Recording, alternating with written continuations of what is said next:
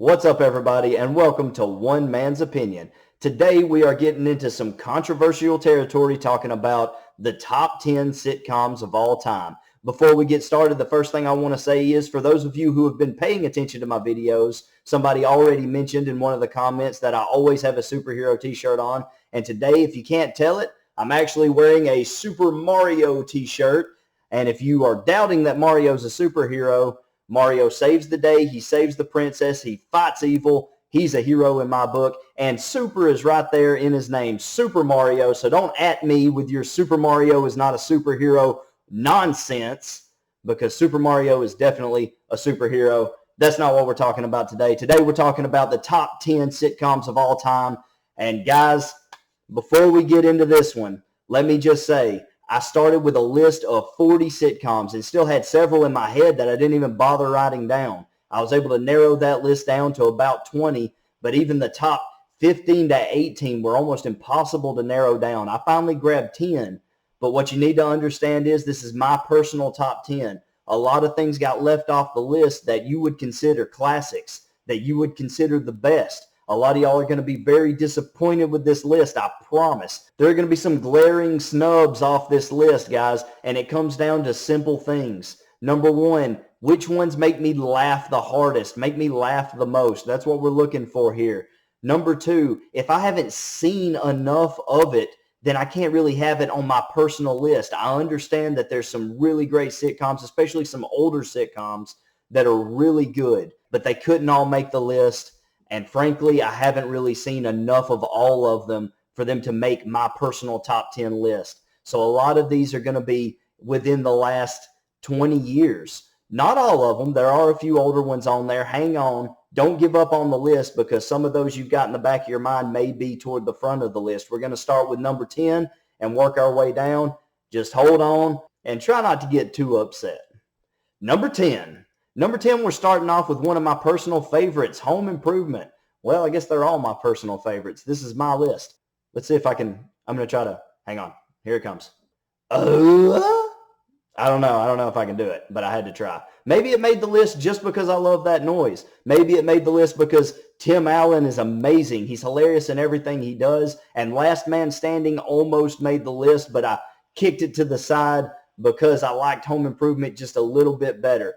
Now, if you sat me down in a corner and you said, hey, if you had to fill 2 hours with Home Improvement or Last Man Standing, which one you going with? I would probably actually go with Last Man Standing. But Home Improvement to me is just a little bit funnier. And for a top 10 sitcoms list, I'm going with comedy over everyday watchability. And that's not a knock on Home Improvement. Don't forget you got Wilson, you got Jonathan Taylor Thomas, and the man Tim Allen himself, Al, his partner in crime. This is a great sitcom filled with laughs for every episode. If you haven't had a chance to watch Home Improvement, get on over there and watch Home Improvement. Number 9. Number 9 is a sitcom that you may not have heard of. The sitcom is called Letterkenny, and it takes place in Canada. It's filmed in Canada, and it is a Canadian sitcom. Now, a lot of you may have heard of Letterkenny because in recent years, it's grown quite famous even here in the States. It has some of the best dialogue of any sitcom I've ever watched ever. You can go on YouTube right now and look up Letterkenny scenes and laugh your socks off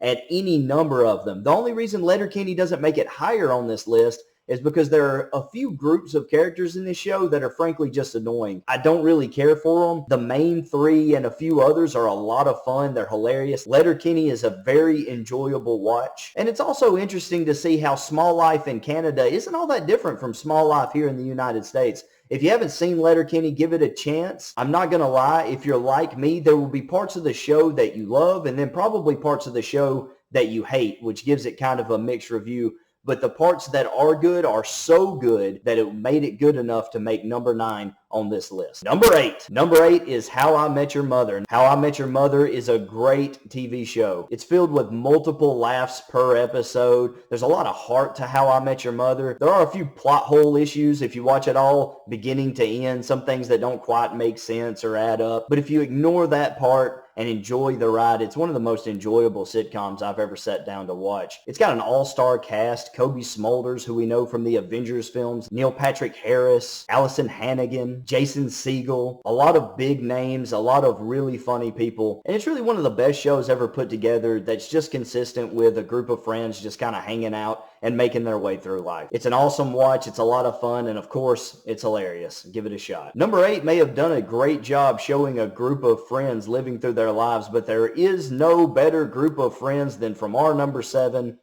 Friends. Friends was more than just a sitcom. It had a cultural effect. Women everywhere wore their hair like Jennifer Aniston, and people loved Joey and Chandler, who just kind of epitomized what two guy friends really can be. They're a lot of fun to watch. You've got, of course, Courtney Cox and a great cast for this group of friends, and many of them were unknown before they got this job. And then several went on to have much better careers. Look no further than Jennifer Aniston. Of course, Lisa Kudrow, Matthew Perry, Matt LeBlanc. They all went on to have decent careers in their own right. And then, of course, David Schwimmer.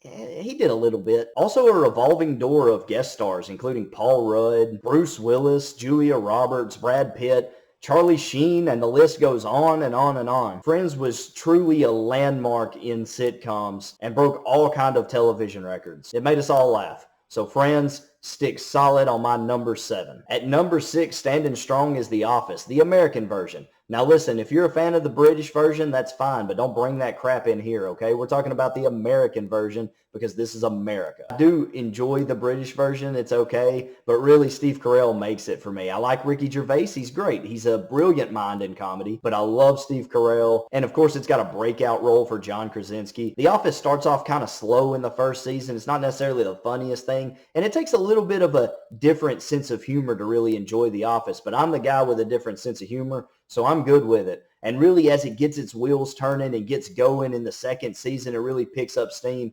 The Office is great all the way through, right up until Steve Carell leaves. No offense, Will Ferrell, but the show really plummets after that. It's just not quite as good. If it had finished the full run beginning to end with Steve Carell and had quit at the right time, it might have made it further up on this list, but because of the drop-off toward the end, it doesn't quite edge out the top 5 of this list. But of course, The Office has some of the funniest, most memorable scenes that we've ever seen in any sitcom. Probably 1,000 different memes have come from The Office, and there's an innumerable amount of clips you can watch on YouTube of the funny moments that took place in this show. Plus, it doesn't really fall in line with political correctness, which is something that's kind of hard to find now in comedy. So it can be a much needed break from a kind of stifling comedic genre that we find ourselves in now. All right, on to the top 5, and this is where y'all are about to get mad because my number 5 is one of my personal favorite sitcoms. I love this show. To me, it makes me laugh as hard as any other show, bar none. But I know for a fact it's going to be one that a lot of y'all got a problem with. Some of you may not have even heard of it, and that's New Girl. New Girl comes with Zooey Deschanel, Jake Johnson, Marlon Wayans Jr., and the breakout role, really the all-star role here to me, is Max Greenfield. You probably haven't heard of Max Greenfield. Max Greenfield is hilarious as Schmidt in this show. And frankly, Schmidt is someone that I should hate. He's somebody anyone should. He's like the ultimate douchebag. But the way Max Greenfield delivers his lines, his comedic timing is so good. He really catches you off guard with what he says and how he says them over and over again. Even though I love Jake Johnson has a direct line to my funny bone. But typically, Max Greenfield has me laughing harder and more frequently than Jake Johnson does in this show, which is saying something. Marlon Wayans isn't quite in the first season a whole lot, but comes in a little bit later, and he does a great job. Of course, all the Wayans are very funny. Look, it's a really strong cast, as with all these shows, and the actors play off of each other so well. You can tell that a lot of it is Mad Lib. A lot of it is just off the cuff. And they all play their characters so well, they understand their characters, and it brings that much more comedy into it, that the further you get into the show, the better it gets, really. And that's why New Girl is sitting strong at my number 5, and you can all just deal with it. Number 4. Number 4 is maybe my first sitcom ever. See, when I was a kid, I loved cartoons. I really didn't like to watch anything live action, movies, television, anything. And probably the first show that I really found myself watching as a live action sitcom was Fresh Prince of Bel Air. Will Smith getting his start in Fresh Prince of Bel Air as one of the greatest sitcoms of all time, and I will argue that with anybody. This show is filled with so many laughs. Will Smith owns the role. Everyone loves Uncle Phil. Everyone loves to hate on Carlton, but you love Carlton at the same time. And then one of the funniest people on the show is Jeffrey, the butler. He's hilarious. Joseph Marcel absolutely kills that role. Every time Jeffrey enters a room, you can expect a backhanded, sarcastic remark that always lands with perfect timing. The whole cast is so good, and Fresh Prince has some of the best legitimate heartfelt moments of any sitcom anywhere. When Will Smith goes into the famous rant about how he never really had a dad and why didn't his dad love him, he pulls that from a real place of emotion. And that moment on the screen with him and Uncle Phil hugging, that was a real moment. That was a real hug between actual real life Will Smith and James Avery, the man who played Uncle Phil. Of course, I could talk about the laughs all day, but I won't keep you here for that. If you haven't seen Fresh Prince of Bel Air, I guess you've been living under a rock. I think everybody's watched that show at one time or another. It's a great show, an easy top 5, holding strong at number 4. Moving on. Number 3. All right, top 3, and this is where it gets good. Coming in strong at number 3, Everybody Loves Raymond. I love this show growing up. I could watch this show all the time. Raymond, his brother Robert, his mom, his dad Frank, the whole crew, they're hilarious. Talk about playing well off one another. Talk about a cast who understands each other and understands their characters and knows how to land their timing just right. This cast kills it. Anyone who says that Frank Barone isn't one of the funniest dads in any sitcom is crazy. That man was hilarious and really was a legend in comedy. He did such great things for that show. And all from the mind of Ray Romano, who does such a good job in his role. Listen, every time Robert walks through the door, every time he delivers one of his sarcastic remarks, every time he and Ray have a back and forth, every time Frank and Marie have a back and forth, even Ray and Deborah have such a good back and forth when they're talking to each other. Everyone in this show has their moment to shine where they're getting the last word and they're legitimate, funny one-liners. Not like in a lot of shows where it seems ham-fisted or it seems forced. These jokes are really earned. These characters are so real. Everyone can relate to overbearing parents or overbearing in-laws or whatever it is. Everyone can relate to these things. They live right next door to Ray's parents. And you can only imagine what that does for Deborah. Well, you don't have to imagine. You can watch the show. It's such a brilliantly written show. Great jokes, great laughs, and an all-star cast. Plus, always has been one of my personal favorites. It was an easy number 3. Everybody Loves Raymond. On to number 2. Now, you talk about a show that I grew up on, and many of you grew up on this one too. Number 2 will always hold a special place in my heart, even though that I'm pretty sure all but maybe Ron Howard have passed away at this point, and that's Andy Griffith. And even though I hated black and white TV when I was a kid, I could always sit down and watch Andy with my dad or with an uncle or with any family member, really. And that's the beautiful thing about Andy. Unlike some of these other shows where you wouldn't necessarily want kids in the room for a few of them, Andy Griffith is a family show, and it is a constantly funny show. So many great moments with Gomer or with Don Knotts as Barney Fife. It really holds true that a show doesn't need to be raunchy to be funny. A show doesn't have to be all about hooking up. It doesn't have to be all about alcohol to be funny. Andy Griffith, every single episode delivers. Every single episode brings a smile to your face. Everybody Loves Mayberry. I love, even to this day, going back and watching those old episodes. It's really such a good show, such a classic show, and it's got everything you could possibly want in a sitcom. Holding strong, number 2, Andy Griffith. All right, finally, we got number 1. But before I hit number 1, let me hit you with a few honorable mentions. That 70s show was at number 10 for a long time and barely got bumped by Home Improvement.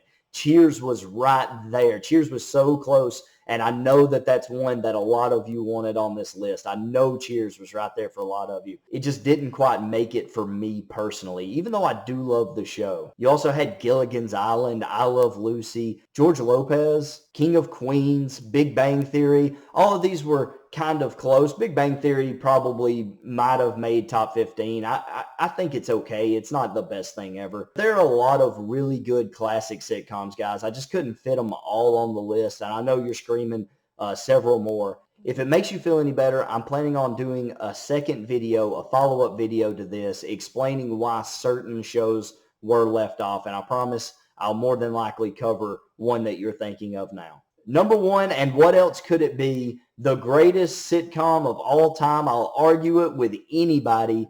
Seinfeld. Seinfeld broke so many records. Jerry Seinfeld is so good in this show. Actually, Jerry can barely act through half the show. Half the time he's laughing or breaking up a line. More often than not, he's messing it up. But there's something very funny about watching Jerry unable to hold it all in as he's kind of laughing along with the audience at this crazy group of friends that he has. Of course, Kramer, every time he opens a door, the audience goes nuts. And you can't help but love Kramer. My personal favorite character is probably George. George, to me, is so funny. He brings so much humor in his over-the-top way of explaining things, or the way his anxiety gets him worked up in moments. Just the way that he delivers lines is so good. Of course, Elaine is great. The whole cast is great. Another show with a revolving door of guest stars, in and out. Guys, there's not much I could say about Seinfeld that hasn't already been said by somebody else at some other time. This was the greatest sitcom to ever be on television. Every single episode is hilarious. When it comes to quotable lines, when it comes to memorable moments, no sitcom can hold a candle to Seinfeld. It is without a doubt the funniest sitcom. There's just nothing really that can compare to it. It's so good, and I know maybe you disagree. Maybe you don't like my list. Maybe you think that I'm way off here. You probably do. Chances are everyone sitting at home, if you had to sit down and make a list, yours would come out probably a lot different than mine. And that's okay. If you disagree with my list, do me a favor. Go down to the comments. Type out what your top 10 would be. I'd love to see that. Let me know where you think I messed up, where you think I went wrong. Guys, I do a lot of this off the top, so I may have mispronounced somebody's name or left something out that I should have made mention of. Let me know in the comments. Please drop a like on it, even if you don't agree with the list. Understand that it comes from my own personal memories. It comes from my personal preferences, my sense of humor. Maybe you agree with me. Maybe you liked a lot of the list. I would love to hear about it down in the comments. Make sure you subscribe, share this video. If you do disagree, though, if I made you mad, and I know there's some of you out there, do me a favor. Just don't get mad. And keep in mind, guys, it's just one man's opinion. Thanks.